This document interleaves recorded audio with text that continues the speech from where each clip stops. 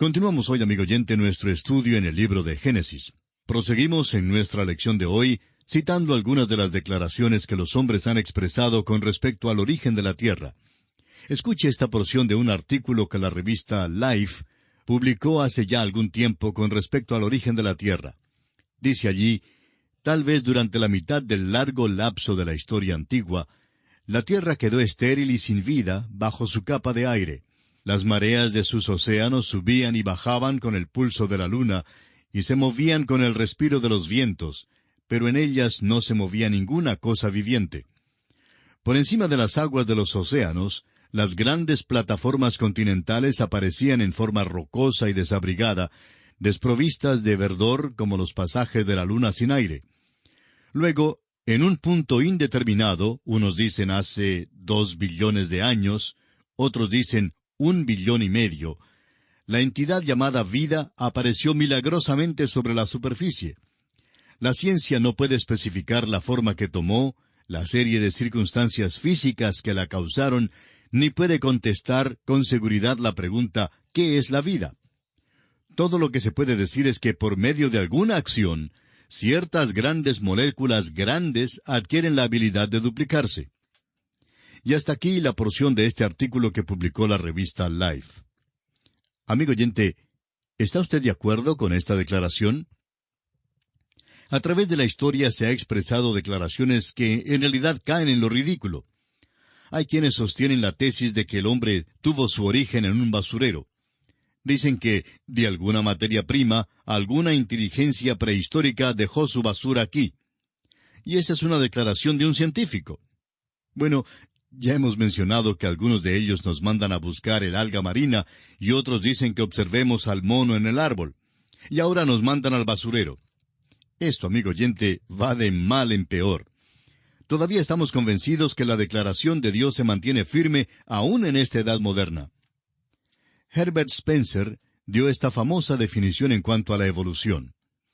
La evolución, dijo él, es una integración de materia en una concomitante disipación de movimiento durante el cual la materia pasa de una homogeneidad incoherente a una heterogeneidad coherente, y el movimiento retenido pasa por una transformación paralela. Hasta aquí la declaración de Herbert Spencer. Piense usted bien en esta declaración, amigo oyente. Todavía parece acertado leer que en el principio creó Dios los cielos y la tierra. ¿Quién lo creó? Dios lo creó, y lo creó de la nada. ¿Cuándo? No lo sabemos. Y tenemos que decirle que nadie lo sabe y nadie lo sabrá. Unos dicen que hace 1 billón de años, otros dicen 2 billones, y ahora están diciendo que hace 5 billones de años que fue creado. Bueno, tal vez todos están equivocados. Creemos que el universo fue creado muchísimo antes de lo que dicen ellos. Dios tuvo toda la eternidad detrás de él. ¿Qué cree usted que hacía él durante todos aquellos billones y billones de años del pasado? Bueno, estuvo muy ocupado. Estuvo trabajando con la creación por largo tiempo. Dios en realidad no nos ha dicho mucho en cuanto a la creación, ¿verdad? Y creemos que es algo presuntuoso que este pequeño pigmeo por acá presuma saber más de lo que realmente sabe acerca de la creación. Simplemente, amigo oyente, debemos aceptar aquellas palabras majestuosas de la palabra de Dios y decir con el salmista: «Los cielos cuentan la gloria de Dios, y el firmamento anuncia la obra de sus manos». O con el apóstol Pablo, quien escribió: «Porque las cosas invisibles de Él, su eterno poder y deidad, se hacen claramente visibles desde la creación del mundo, siendo entendidas por medio de las cosas hechas, de modo que no tienen excusa». O bien con el escritor a los Hebreos, quien declaró: «Por la fe entendemos haber sido constituido el universo por la palabra de Dios, de modo que lo que se ve fue hecho de lo que no se veía». Debemos aceptar la creación por la fe. Ni siquiera la ciencia puede decirnos cómo se puede hacer alguna cosa de la nada. Por lo visto, Dios lo hizo así, y los hombres de hoy no pueden decir cuándo fue creado el universo. Casi todas las naciones tienen algún relato de la creación. La mayor parte de tales relatos son perversiones de la narración que tenemos en Génesis. Es interesante, por ejemplo, comparar el relato en Génesis con uno de los mejores relatos de una nación secular, y son las tablas babilónicas de la creación. Y aquí podemos notar algunos contrastes. Las tablas babilónicas comienzan con el caos. La narración bíblica comienza con cosmos, con la perfección. En el principio creó Dios los cielos y la tierra. Según la narración babilónica, los cuerpos celestiales son dioses. Ahora, según la Biblia, estos cuerpos no son nada en el mundo sino materia. Hay una teología politeísta en el relato babilónico, pero solo una verdad monoteísta en la Biblia. El relato babilónico dice que el universo es simplemente una obra de un artífice. En cambio, la Biblia declara que Dios habló y el universo llegó a ser. El relato babilónico se caracteriza por su puerilidad y calidad de grotesco, mientras que la Biblia presenta grandes y solemnes realidades del Creador Dios que es santo y que es Salvador. La narración babilónica no está de ninguna manera de acuerdo con la ciencia conocida. En cambio, la Biblia sí está de acuerdo con la ciencia verdadera. Tenemos que decir que rechazamos la evolución porque ella rechaza a Dios y la salvación. Niega la caída del hombre y el hecho del pecado, y se opone al nacimiento virginal de Cristo. Por eso la rechazamos con todo nuestro ser, porque no creemos que es la respuesta al origen de este universo. Ahora hay la tercera pregunta que debemos discutir. Hemos hablado acerca de quién lo creó y cuándo fue creado el universo. Ahora, consideramos el porqué de la creación. Fíjese usted en lo que dice la palabra de Dios. Nos dice que este universo en que vivimos hoy fue creado por la propia voluntad de Dios. Dios se deleitó en hacerlo. En Apocalipsis capítulo 4, versículo 11, encontramos estas palabras. Señor, digno eres de recibir la gloria y la honra y el poder, porque tú creaste todas las cosas, y por tu voluntad existen y fueron creadas. Dios creó este universo porque quería crearlo. Lo hizo por su voluntad. Puede ser que a usted, amigo oyente, no le guste este universo, pero a Dios sí le gusta. Nunca me preguntó Dios a mí en qué punto de su universo quería yo que Él colocara este pequeño mundo en que vivo. Lo pudo haber colocado por allá afuera en alguna parte, pero no me lo preguntó. Tampoco me preguntó dónde quería yo nacer. No me dio esa preferencia. Amigo oyente, este universo fue creado por la voluntad de Dios. Él quiso crearlo y se deleitó en su obra. Ahora, la segunda razón por la cual Dios creó este universo fue para su propia gloria.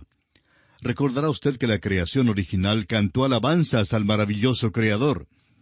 En el capítulo 38 del libro de Job, versículo 7, leemos, «Cuando alababan todas las estrellas del alba y se regocijaban todos los hijos de Dios». Y en el capítulo 43, versículo 7 de Isaías, leemos, «Todos los llamados de mi nombre, para gloria mía los he creado, los formé y los hice». Dios ha creado este universo para su gloria. Y luego, Dios ha creado al hombre para el compañerismo. Dios quería tener compañerismo con el hombre, y colocó al primer hombre en el huerto de Edén. Él quería que este hombre deseara tener compañerismo con él, y por eso lo creó un agente moral con libre albedrío. Dios bien pudo haber creado un poco de hombres mecánicos para que se le inclinaran al oprimir un botón. Pero Dios no quería ese tipo de hombre. Dios deseaba que el hombre fuera libre para escogerle, amarle y servirle para siempre. Recordará usted, amigo oyente, que esta fue la blasfemia que Satanás lanzó contra Dios y contra Job. Dijo que Job no servía a Dios por nada. Satanás dijo que Job le servía por razón de las bendiciones que recibía de él. Pero Dios dijo que quería que sus criaturas le escogieran por medio de un libre albedrío. De modo que Dios entonces permitió a Satanás que le quitara a Job todas sus bendiciones. Amigo oyente, la cosa más grande que usted puede hacer como ser humano en este mundo pecaminoso donde todo se opone a Dios, es escoger a Jesucristo. Dios permite la maldad en el mundo por un tiempo, y nos ha puesto a usted y a mí en este mundo, tal como es hoy, para que escojamos a Jesucristo en medio de toda la incredulidad y la blasfemia que nos rodea. Yo le acepto y lo recibo. Creo en Dios Padre Todopoderoso, Creador de los cielos y la tierra. Ese es el privilegio más grande que usted y yo tenemos. Uno puede hablar acerca de la libertad de palabra y de la libertad de todo lo demás. Pero muchos de los que en nuestro alrededor hablan de la libertad, en realidad no saben nada de ella. Uno posee la verdadera libertad cuando escoge a Jesucristo como el Salvador de su alma. Este es un buen lugar para insertar algunas cosas que han surgido recientemente con relación a la creación de la tierra. Vamos a insertarlas aquí, y más adelante las analizaremos. Ya sugerimos que estamos en un callejón sin salida con respecto a la creación del mundo. En realidad, hay solo dos alternativas para escoger en este asunto. O bien dependemos de la especulación, o bien de la revelación, y no hay una tercera selección de ninguna manera. Algunos dirán que la evolución explica el origen del universo. Pues escuche esta declaración del Dr. Howard Shapley, director del Observatorio de Harvard, y que mencionamos en nuestro programa anterior. Él dijo: «Todavía estamos sumidos en una ignorancia abismal con respecto al mundo en que vivimos». Lo que él quiso decir es que aún estamos en ayunas en cuanto al origen de esta tierra en que vivimos. O es revelación o es especulación. Parece ahora que las piedras que han traído de la luna no contribuyen a fortalecer la teoría del origen del universo que mantenían antes. Puede que el universo no se originó como resultado de una tremenda explosión. Parece hasta el momento que las piedras de la luna no corresponden con las piedras de la tierra. Pues es desconcertante. Y sin duda usted se habrá dado cuenta que los científicos no están tan animados en cuanto a las piedras de la luna. Hay tres áreas esenciales en las cuales la evolución no se puede mover ni puede resolver. No puede llenar el vacío que hay entre la nada y la materia. Tampoco puede llenar el vacío entre la vida y la humanidad, es decir, la vida consciente de sí mismo con libre albedrío. La prensa, por supuesto, siempre está en busca de algo sensacional y sale con hallazgos interesantes. Hace algún tiempo, un periódico publicó la noticia de que cerca de Glen Rose, en el estado de Texas, Estados Unidos, habían encontrado huellas de dinosaurios. Pero recientemente han encontrado algo que es bastante perturbador. Han hallado unas gigantescas huellas humanas allí.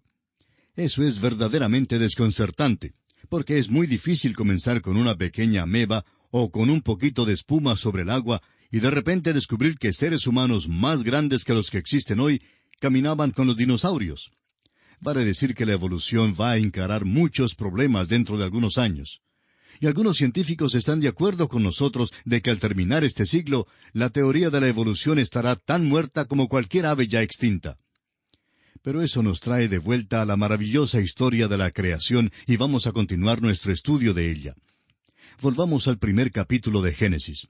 Parece que no podemos salir del primer versículo, pero es que es un versículo majestuoso, un versículo tremendo, y opinamos que esta es la puerta por la cual hemos de pasar para entrar en la Biblia. Debemos creer que Él, Dios, es el Creador. El escritor a los Hebreos en el capítulo 11, versículo 6 dice: «Porque es necesario que el que se acerca a Dios crea que le hay». Una vez más, Génesis capítulo 1, versículo 1 dice: «En el principio creó Dios los cielos y la tierra». Vamos a considerar ese pequeño versículo por unos momentos. Dijimos que solo puede ser recibido por la fe. El escritor a los Hebreos en el capítulo 11, versículo 3 dice: «Por la fe entendemos haber sido constituido el universo por la palabra de Dios, de modo que lo que se ve fue hecho de lo que no se veía». Las cosas que se ven fueron hechas de las cosas que no se veían. En otras palabras, es una creación de la nada. Esa es la creación fiat de Dios. En el principio. Aquel es un principio al cual no se le puede poner fecha. Lo puede anotar como hace billones de años y creemos que serían exactos, pero ¿quién sabe cuántos años? El hombre ciertamente no lo sabe y no lo sabrá. Dios creó. La palabra crear es bara y significa de la nada. En el primer capítulo del Génesis, aquella palabra se usa solamente 3 veces. Hay realmente solo 3 obras de la creación que se nos relata aquí. En el principio creó Dios los cielos y la tierra. Luego tenemos la creación de la vida. El versículo 21 de este capítulo 1 de Génesis nos dice: «Y creó Dios los grandes monstruos marinos, y todo ser viviente que se mueve, que las aguas produjeron según su género, y toda ave alada según su especie. Y vio Dios que era bueno». Eso incluye toda especie de la vida animal. Luego, la tercera obra de la creación la encontramos en el versículo 27. Dice allí: «Y creó Dios al hombre a su imagen de Dios lo creó, varón y hembra los creó». De modo que tenemos la creación de la materia de la nada, la creación de vida y luego la creación de la vida humana. Amigo oyente, créanos que la evolución teísta no es la respuesta de ninguna manera. La evolución teísta trata de seguir la creación hasta cuando llega al hombre, y luego cree que Adán y Eva fueron productos de algún proceso evolucionista. El evolucionista teísta sostiene la tesis de que los días en Génesis son largos intervalos de tiempo. Bueno, no compartimos esta opinión porque es muy claro que la Biblia habla de días. Dios llamó la tarde y la mañana el primer día, y creemos que así es. Génesis capítulo 1, versículo 1 continúa diciendo, «Creó los cielos y la tierra». La tierra se separa de lo demás de la creación aquí. ¿Por qué? Bueno, esa es la ciudad natal del hombre. Es allí donde ha de ser puesto el hombre. Y tenemos mucho interés en él porque pertenecemos a aquella criatura. Tenemos que darnos cuenta de que somos criaturas y criaturas de Dios. Como una criatura de Dios, le debemos algo. En otras palabras, le debemos mucho. Por tanto, vemos algo muy importante en esta verdad. Hace años, Herbert Spencer dijo que las formas más generales en que puede dividirse de nuevo las manifestaciones de lo desconocido son el tiempo, el espacio, la materia, la fuerza y el movimiento. Aquellas fueron las categorías de su división. Un hombre que practicaba la obra de evangelismo personal hablaba en cierta ocasión con un sargento, quien también era abogado. El sargento hizo mención de Herbert Spencer en su discusión, por lo cual el creyente le hizo esta pregunta. ¿Sabía usted que tanto la Biblia como el señor Spencer enseñan el gran principio de la creación? El sargento, con sus ojos muy abiertos, preguntó, ¿cómo es posible? La respuesta del creyente fue, Spencer habló del tiempo, del espacio, de la materia, de la fuerza y del movimiento. En el primer versículo de Génesis se encuentra el tiempo. Dice allí, en el principio. Usted encontrará el espacio en los cielos. Hay materia, la tierra. En el versículo 2 se encuentra la fuerza, el Espíritu Santo de Dios. Y luego tenemos el movimiento, porque dice allí que el Espíritu de Dios se movía sobre la faz de las aguas. De modo que en los dos primeros versículos de Génesis se encuentran contenidos todos estos grandes principios. Consideraremos ahora la catástrofe en la tierra. El versículo 2 de Génesis, capítulo 1, dice, «Y la tierra estaba desordenada y vacía, y las tinieblas estaban sobre la faz del abismo, y el Espíritu de Dios se movía sobre la faz de las aguas». Creemos que una gran catástrofe tuvo lugar entre el versículo 1 y el versículo 2. Hay quienes han tratado de desacreditarla, pero creemos que existe abundante evidencia para comprobarla. Contemple en su imaginación esta creación inmensa. Alguna cosa le ha pasado. El viaje del hombre a la luna revela que no hay nada sino una inmensidad por allá. Ahora, ¿cómo llegó a existir? Bueno, hubo una catástrofe en el universo de Dios. Esta se menciona específicamente en cuanto a la tierra, porque este es el lugar donde vive el hombre, y por eso la tierra se describe como que estaba desordenada y vacía. Las tinieblas que estaban sobre la faz del abismo denotan la ausencia de Dios, por supuesto. Y el Espíritu de Dios se movía sobre la faz de las aguas. Nos hace recordar una declaración que hizo Isaías. Dijo él en el capítulo 45 de su libro, versículo 18, «Porque así dijo Jehová que creó los cielos. Él es Dios, el que formó la tierra, el que la hizo y la compuso. No la creó en vano, para que fuese habitada la creó. Yo soy Jehová y no hay otro». Y hay un pasaje en Jeremías que dice, «Miré a la tierra, y he aquí que estaba asolada y vacía, y a los cielos, y no había en ellos luz». Tohu y bohu son las mismas palabras hebreas usadas en Génesis, desordenada y vacía. Dios no la creó desordenada y vacía. Dios creó el universo, un cosmos, una perfección, y no lo creó un caos. Y eso es lo que Isaías trata de explicar. No lo creó desordenado y vacío. Sin embargo, así llegó a ser. Lo formó para ser habitado, y fue Dios quien llegó a este destrozo y lo transformó para que fuera un lugar habitable para el hombre. Los hallazgos de todos los estudios del espacio revelan que por mucho que pueda ser determinado, esta tierra parece ser el único lugar en el universo que es habitable para los seres humanos. Este versículo en Génesis nos dice que la tierra estaba desordenada y vacía, y que las tinieblas estaban sobre la faz del abismo. Creemos que esta tierra estaba exactamente como la luna. El Espíritu de Dios se movía sobre la faz de las aguas. Y creemos que todo el universo estaba sujeto a esta gran catástrofe. Ahora, ¿cuál fue esa catástrofe? Bueno, este será el tema para nuestra consideración en nuestra próxima lección. Por ahora, gracias por su atención y que Dios